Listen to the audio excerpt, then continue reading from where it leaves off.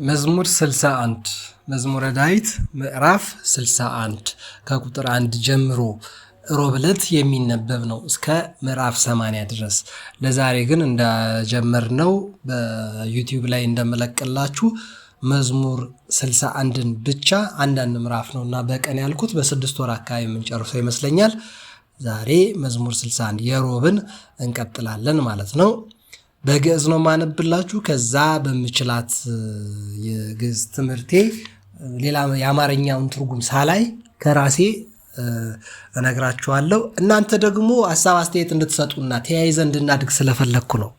አንደኛ ምንም ለመማማርም ስለሆነ የመጀመሪያው ለመጸለይ ይሆናል። አንድ ምዕራፍ አብረን እንላለን። ሁለተኛ ግን ለመማማር ስለሆነ እናንተም እንድታነቡት ስለሚፈለግ የተሳሳትኩትን ሳነብ ያጠበቅኩት ያላላሁት ከፍ ዝቅ ያደረግኩት ነገር ካለ ስተረጉም ደግሞ ሚስጥር ያዛባሁት ካለ እንድታነቡት ከአማርኛው ጋር አስተያየታችሁ እጃችሁ ላይ ባለው ስልክ ማለት ነው አስተያየት እንድትሰጡበት ነው። ዩቲዩብንም አብረን እንድናሳድገው እየሰማችሁም ከሆነ በትክክል እንድትሳተፉ ስለምፈልግ ነው። የግዕዙን እንዲቀጥላለሁ። ሮብ የሚነበብ ሮብ ነው ሁልጊዜ የሚነበብ ከ20 ምዕራፎች መካከል የመጀመሪያው ምዕራፍ ወይም በቄሶች አነጋገር ከሁለት ንጉስ መካከል የመጀመሪያው ንጉስ የመጀመሪያው ምዕራፍ ክፍል አኮኑ የሚለው እንዲህ ይላል። አኮኑ ለእግዚአብሔር ትገኒ ነፍስየ እስመ ኀቤሁ መድኃኒትየ እስመ ውእቱ አምላክየ ወመድኃኒየ ወውእቱ ረዳኢየ ወይትሐወክ ለዙልፉ እስከ ማእዜኑ ትቀውሙ ለአለብሲ ወትቀትልዎ ኩልክሙ ከማዕረፍት ጽንንት ወከመ ጥቅም ንሁል ወባህቱ መከሩ ይስዕሩ ክብረየ ወሮስኩ በጽምዕየ በአፉሆሙ ይድህሩ ወበልቦሙ ይረግሙ ወባህቱ ለእግዚአብሔር ትገኒ ነፍስየ እስመ ኀቤሁ ተስፋየ እስመ ውእቱ አምላክየ ወመድኃኒየ ወረዳየ ውእቱ ወይትሐወክ በእግዚአብሔር መድኃኒትየ ወበእግዚአብሔር ክብረየ አምላከ ረድኤትየ ወተስፋየ እግዚአብሔር ተወከሉ ቦቱ ኩልክሙ ማኅበረ አሕዛብ ወካው ልበክሙ ቅድሜሁ ወእግዚአብሔር ውእቱ ረዳኢነ ወባህቱ ከንቱ ኩሉ ደቂቀ ጓለመያው ሐሳውያን ደቂቀ ጓለመያው የምፁ መዳልወ እሙንቱሰ እምከንቱ ውስተ ከንቱ ከመ ኢትሰፈውዋ ለዓመፃ ወይትተአመንዎ ለአይሁድ ብዕል ለእመ በዝሃ ይትዓብዩ ልበክሙ ምዕረ ነበበ እግዚአብሔር ወዘንተ ክመ ሰማዕኩ እስመ ዘእግዚአብሔር ሳህል ወዚአከ እግዚኦ ኃይል እስመ አንተ ትፈድዮ ለኩሉ በከመ ምግባሩ ይላል። ስብሐት ለአብ ወወልድ ወመንፈስ ቅዱስ ለዓለም ወለዓለመ ዓለም። መዝሙር 61ን ለመዘመር ያበቃን በግዕዝ እንዲህ ለማለት ያበቃን አምላካችን እግዚአብሔር የተመሰገነ ይሁን። የቃላቱን ምስጢር አውቀን ስንጸልያቸው ከቻልን ከነ ትርጉሙን አሰላስለን ይላሉ ሊቃውንት አባቶቻችን። በልዑል ራስ ካሳ ኃይሉ መጽሐፍ አነብላችኋለሁ ብያችኋለሁ። ከዛ ላይ ያገኘው ድንቅ ቃል አለ። በጣም በእውነት ልትሰሙት የሚገባ ቃል አለ። ብትችሉ ትርጉሙን እየያዛችሁ ልመና ሲሆን በእውነት የጎደላችሁን ሞልቶላችሁ፣ ምስጋና ሲሆን ደግሞ እግዚአብሔር ሰጪውን እግዚአብሔርን እያሰባችሁ መለኮታዊ አምላካዊ የነገረ መለኮት ስለ እግዚአብሔር እየተመራመራችሁ እያሰባችሁ እየተደነቃችሁ ከሆነ ደግሞ ኃይሉንና ጥልቁነቱ ከአእምሮ በላይ መሆኑ ስለ ፍጥረት እያሰባችሁ ከሆነ የእግዚአብሔርን ቸርነትና ኃይሉን፣ ስፋቱን፣ ጥልቀቱን፣ ርቀቱን፣ ግዝፈቱን ሁሉን ነገር እንዴት አጣጥሞ መምራት እንደሚችል ብዙ ነገር እያሰባችሁ ይላል። እሱን ሌላ ቀን አነብላችኋለሁ። ለማንኛውም አኮኑ ለእግዚአብሔር ትገኒ ነፍስየ የሚለው የዕለተ ረቡዕ ጸሎት በአማርኛ በኔ እይታ ምን ይመስላል? እናንተ ደግሞ አስተያየት ላይ የተሳሳትኩትን የጎደለውን ከአማርኛው ጋር እያስተያያችሁ ትነግሩኛላችሁ ማለት ነው። አኮኑ ለእግዚአብሔር ትገኒ ነፍስየ፣ በእግዚአብሔር ነፍሴ ብትመካ አይሻላትም ወይ?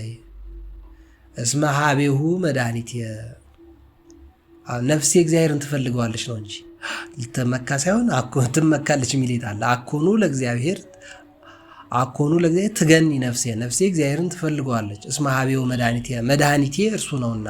እስመ ውእቱ አምላክየ ወመድኃኒየ፣ አምላኬና አዳኜ መድኃኒቴ ነውና። ወውእቱ ረዳኢየ ወይትሐወክ ለዙልፉ፣ እርሱ ረዳቴ ነው። እስከ ማእዜኑ ትቀውሙ ለአለብሲ ወትቀትልዎ ኩልክሙ፣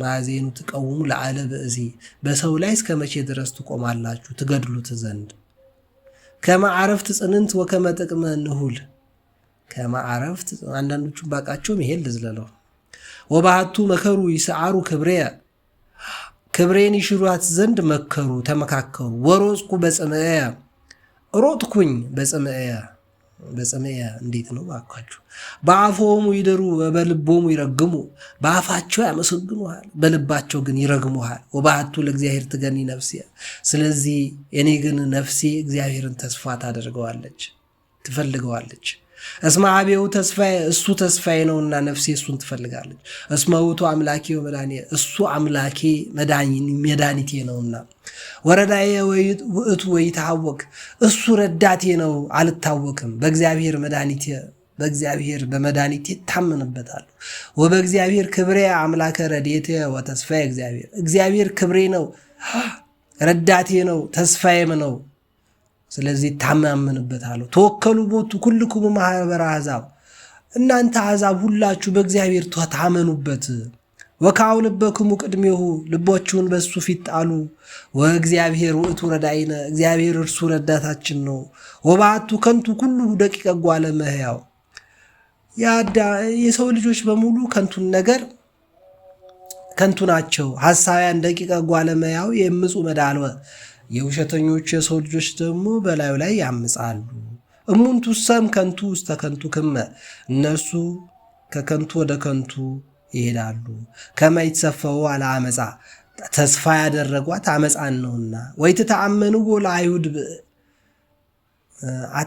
አትተማመኑባቸው ብእለም በዛ ይተአብዩ ልበክሙ በገንዘባችሁ ሲበዛላችሁ ልባችሁ አይበጥ አይኩራ አትመጻደቁ ምዕረ ነበበ እግዚአብሔር ወዘንተ ከመ ሰማዕኩ ምዕረ ነበበ እግዚአብሔር ወዘንተ ከመ ሰማዕኩ ግማሹን አውቃለሁ ግማሹን አላወቅኩትም እስመ ዘእግዚአብሔር ሳህል እግዚአብሔር መሐሪ ነው ወዚአከ እግዚኦ ኃይልም የእግዚአብሔር ነው እስመ አንተ ትፈድዮ ለኩሉ በምግባሩ አንተ ለሁሉ እንደየሥራው ትሰጠዋለህ እስመ አንተ ትፈድዮ ለኩሉ በከመ ምግባሩ ለሁሉም እንደየሥራው ትሰጠዋለህ ይላል መዝሙር 61 በእኔ እይታ ይሄን ይመስላል በእውነት ለሁሉም እንደየሥራው ነው እንደሚሰጠው እግዚአብሔር አምላካችን ክፉ ስራ ሰርተን ክፉ እንዳያደርግብን መልካም መስራትን እንልመድ እግዚአብሔር በጤና ሰው አድርጎ እንደ ሰው አስውቦ አሳምሮ ከእንስሳት ለይቶ ከመላእክት ተሰውሮ በተለየ አካልና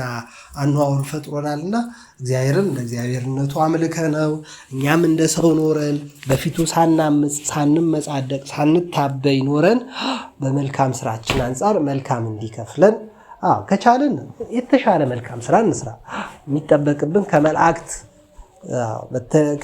ከመላእክት ጋር የሚነጻጸር ህይወት እንድንኖር ነው የሚጠበቅብን የተሻለ ህይወት እንድንኖር ነው የሚጠበቅብን እንደው እሱ ቢቀርብን ቢያንስ ሰው ነው ለመቀሰፍ አንዘጋጅ እናክብር እናት አባትን ከማክበር ወንድም እህት ጋር ከመስማማት ከጎረቤት ጋር ካለመቀያየም በስራ ቦታችንም ያለን ክፍተት ከማስተካከል ለምን እሱ ለሁሉም እንደየምግባሩ ነው የሚከፍለው ሐጂ ሙፍቲ ዑመር ኢድሪስንም እግዚአብሔር በበጎ ስራቸው አንጻር እንኳን ለሳቸው ለሶዶምና ለጎመራም እግዚአብሔር ያዝናል ዛሬም በተለያየ ክፋትና ስድነት ውስጥ ቆሻሻ ነገር ስላለ ነው ሁሉ እግዚአብሔር አምላካችን ያስብልናልና እንኳን በጎ ነገር ሰርተው ለማረፍ ለሚሞክሩ ሰዎች እንኳን ለጾመኞች ለጸሎተኞች ቀርቶ ማለት ነውና ቅድም ስለ ጸሎት ባነበብኩላችሁ ላይ መቼም የቅዱስ ዮሐንስ አፈወርቅ ትምህርት ላይ ንጉሱ ዳዊት ቤተ መንግስቱን እንደ መነኩሴ ሌሊት ይጸልይበት እንደነበረ አይተናል ቅዱስ ጳውሎስ ደግሞ በሁሉ ህይወቱ እስር ቤት ጭምር እግዚአብሔርን በሌሊት እየተነሳ ከሲላስ ጋር ያመሰግነው እንደነበረ አይታችኋል ስለዚህ እኔና አንቺ እኔና እሱ እንዴት ነን አኗኗራችን በእግዚአብሔር ፊት አይደለም በሰው ፊት ደስ ያሰኛል ስለዚህ እግዚአብሔር እንደየስራችን ነው የሚሰጠንና ስራችን ክፉ እንዳይሆን ለመቀሰፍም እንዳንደረደር ላስታውሳችሁ ፈልጌ ነው መልካም ጊዜ በጎ ቀን እንዲሆንላችሁ ከመዝሙረ ዳዊት የተሻለ በረከት እንድትካፈሉ እመኛለሁ እግዚአብሔር ባነበብነው በመዝሙረ ዳዊት በረከት ረድኤት ሁላችንንም ይጎብኘን የሁላችንንም መጨረሻ ያሳምርልን ህይወታችንን ያስተካክልልን ለማለት እወዳለሁ ኃይለ ጊዮርጊስ እባላለሁ። ደበበ አቦ ከአዲስ አበባ። መልካም